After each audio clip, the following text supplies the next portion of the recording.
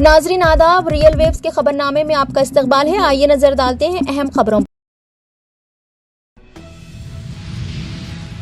کانگریس کے سینئر قائد و کرناٹک کے ڈپٹی چیف منسٹر ڈی کے شیو کمار نے کہا ہے کہ تلنگانہ کے عوام سے محبت کا ہی نتیجہ ہے کہ سونیا گاندھی نے علیحدہ ریاست کی تشکیل کو یقینی بنایا۔ انہوں نے عوام سے خواہش کی کہ وہ تلنگانہ دینے والی کانگریس پارٹی کا شکریہ ادا کریں۔ انتخابی مہم کے دوران آج کانگریس کی دوسرے مرحلے کی وجے بھیری بس یاترا ضلع وقار آباد کے ٹانڈور سے شروع ہوئی۔ اس موقع پر شیو کمار نے عوام سے خطاب کرتے ہوئے کہا کہ کرناٹک میں کانگریس نے جن 5 گارنٹی اسکیمات کا اعلان کیا تھا اس پر عمل آوری کی جا رہی ہے۔ انہوں نے کہا کہ اگر شک ہے تو چیف منسٹر کے چندر شیکھر راؤ کرناٹک آ کر اس کا مشاہدہ کر سکتے ہیں۔ شیو کمار نے کہا کہ کانگریس وہ واحد پارٹی ہے جو غریبوں کے تعلق سے سوچتی ہے۔ کرناٹک میں 200 یونٹ مفت برقی سربراہی کی جا رہی ہے۔ گرہ لکشمی اسکیم کے تحت 1 کروڑ سے زائد خواتین کو ماہانہ 2000 روپے دیے جا رہے ہیں۔ وعدے کے مطابق غریبوں کو 10 کلو باریک چاول مفت سربراہ کیے جا رہے ہیں اور کرناٹک میں خواتین کو مفت بس میں سفر کی سہولت فراہم کی جا رہی ہے۔ انہوں نے کہا کہ کانگریس جب کوئی وعدہ کرتی ہے تو اس کا مطلب اسے پورا کیا جاتا ہے۔ شیو کمار نے سوال کیا کہ KCR کی جانب سے کیے گئے وعدے کیا ان 10 سالوں میں پورے کیے گئے؟ انہوں نے کانگریس کے اقتدار میں آنے پر گارنٹی اسکیمات پر عمل آوری کی جائے گی۔ شیو کمار نے اس یقین کا اظہار کیا کہ 9 دسمبر کے بعد تلنگانہ میں کانگریس کی حکومت کا قیام یقینی ہے۔ تلنگانہ اسمبلی انتخابات میں تلگو دیشم پارٹی نے مقابلہ نہ کرنے کا فیصلہ کیا ہے۔ سابق چیف منسٹر و تلگو دیشم سربراہ نارا چندر بابو نائیڈو نے تلنگانہ اسمبلی انتخابات میں حصہ نہ لینے کی اطلاع ریاست کے تلگو دیشم صدر کاسانی گیانیشور کو دی۔ تلنگانہ تلگو دیشم پارٹی کے صدر کاسانی گیانیشور نے پارٹی سربراہ نارا چندر بابو نائیڈو سے راجمندری جیل میں ملاقات کی۔ اس ملاقات کے موقع پر چندر بابو نائیڈو نے کہا کہ آندھرا پردیش کی موجودہ صورتحال میں وہ تلنگانہ پر توجہ نہیں دے سکتے۔ انہوں نے گیانیشور کو مشورہ دیا کہ وہ تلنگانہ لیڈروں کو بتائیں کہ ان حالات میں انہیں انتخابات کا سامنا نہیں کرنا چاہیے۔ پارٹی کے سینئر قائدین کو گیانیشور نے چندر بابو نائیڈو کے فیصلے کی تفصیلات سے واقف کروایا۔ انہوں نے بتایا کہ چندر بابو نائیڈو گزشتہ 2 ماہ سے جیل میں مقید ہیں۔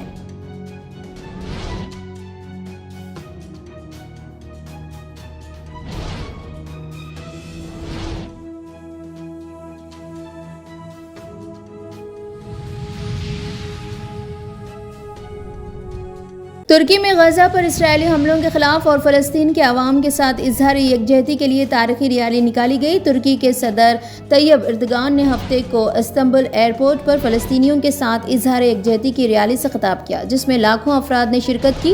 شرکاء نے ہاتھوں میں ترکی اور فلسطین کے پرچم اٹھا رکھے تھے۔ ترک صدر طیب اردگان نے اپنی خطاب میں کہا کہ غزہ میں ایک گھناؤنا قتل عام کیا جا رہا ہے جس پر ہم اسرائیل کو دنیا کے سامنے جنگی مجرم کے طور پر پیش کریں گے۔ انہوں نے کہا کہ جنگ بندی کے اعلان سے پہلے کتنے معصوم بچے، خواتین اور بزرگ اپنی جانوں سے جائیں گے۔ غزہ میں ہونے والی قتل عام میں اسرائیل کے ساتھ امریکہ اور مغرب برابر کے شریک ہیں۔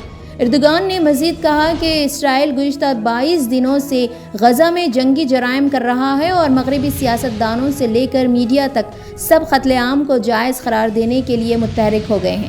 اگر امریکہ اور مغرب اسرائیل کی پشت پر نہ ہو تو اسرائیل 3 دن میں ختم ہو جائے گا۔ کیا مغرب دوبارہ صلیبی جنگ شروع کرنا چاہتا ہے؟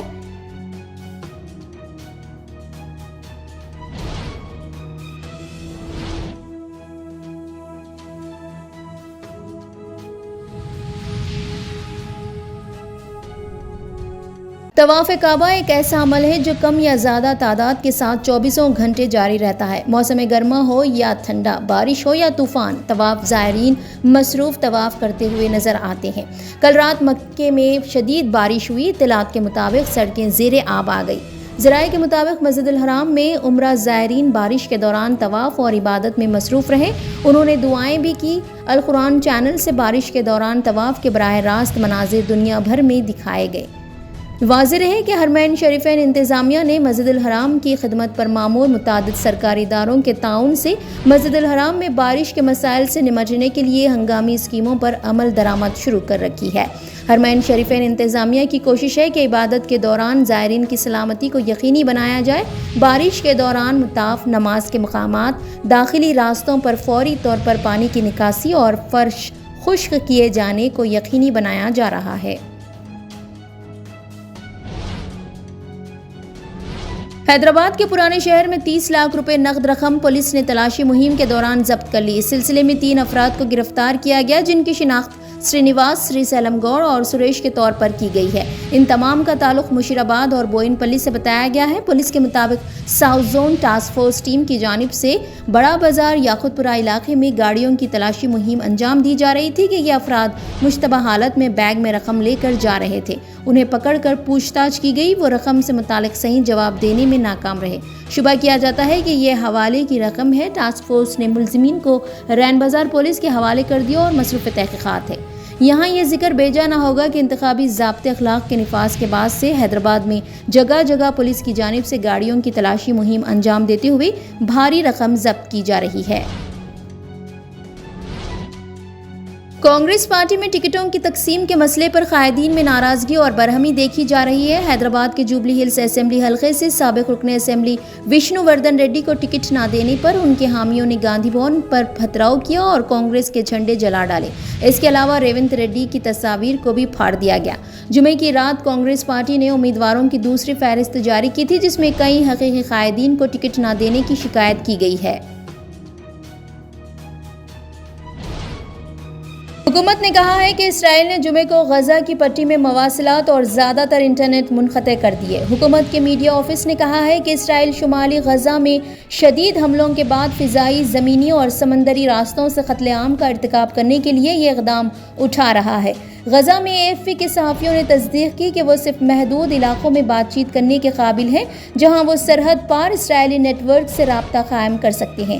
فلسطینی ٹیلی کام فراہم کنندہ جوال نے علاقے میں تمام مواصلاتی خدمات اور انٹرنیٹ کو مکمل طور پر منقطع کرنے کا اعلان کیا ہے۔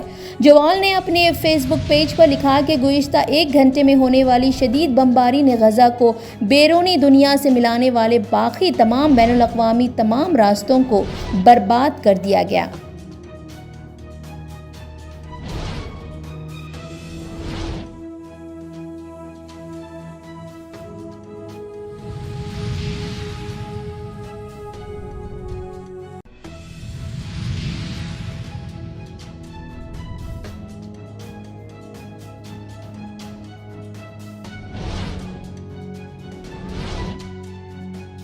کیرلا کے کوچی میں اتوار کی صبح ایک عیسائی گروپ کے کنونشن سینٹر میں دھماکے میں ایک شخص ہلاک اور 20 سے زائد زخمی ہو گئے۔ دھماکے کی وجہ جاننے کی کوشش کی جا رہی ہے۔ یہ دھماکہ عیسائیوں کے دعائیہ اجتماع کے دوران ہوا۔ کیرلا ATS سمیت اعلیٰ پولیس عہدیدار موقع پر موجود ہیں۔ ایک پولیس عہدیدار نے PTI کو بتایا کہ انہیں صبح 9 بجے کے قریب دھماکوں کے بارے میں ایک کال موصول ہوئی۔ مقامی ٹی وی چینلز پر آنے والے مناظر میں فائر ریسکیو اور پولیس اہلکاروں کو بڑی تعداد میں لوگوں کو جائے وقوع سے نکالتے ہوئے دکھایا گیا ہے۔ دھماکے کے بعد بہت سے لوگ کنونشن سینٹر کے باہر دیکھے گئے۔ بتایا جاتا ہے کہ 3 تا 4 دھماکے ہوئے۔ کیرلا کے وزیر صنعت P راجیو کے مطابق دھماکے کی جگہ کو گھیرے میں لے لیا گیا ہے اور پولیس اور فائر ریسکیو کو کارروائی میں مصروف ہے۔ کیرلا کی وزیر صحت وینا جارج نے تمام سرکاری ہیلتھ کیئر پروفیشنلز سے کہا ہے کہ وہ اس واقعے کے بعد ڈیوٹی پر حاضر ہوں۔